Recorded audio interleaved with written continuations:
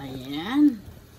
So, it's 3 hours, almost 4 hours. Actually, 4 hours boiling this pork shoulder, picnic pork shoulder na hamonada.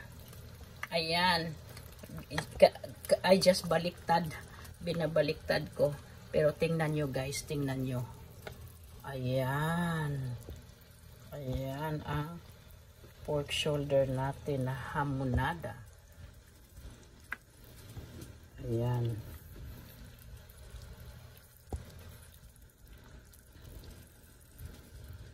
It smells really good.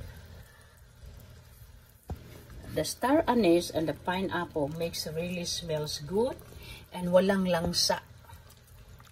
Ayan, look at that. Wow. They're gonna love this. They're gonna enjoy this tomorrow. My stuff.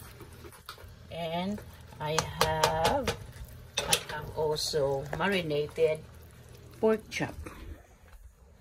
Marinated the pork chop. Look at this pork chop. I marinate. So, para siyang i-grill yan. Grill pork chop. Para masarap. Para ang usok-usok and masarap ang smell. And then, mayroon din akong lo mein, chow mein, at saka egg roll. Wow! They're gonna love it. Ayan guys, so we're back to this. Beautiful. Hamonada. Hamonada.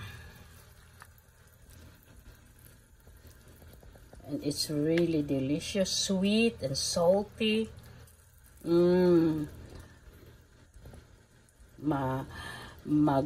Maka-rice pa more ka dito. Rice pa more. Ayan. Yan ang ating vlog for today. Thank you guys for watching.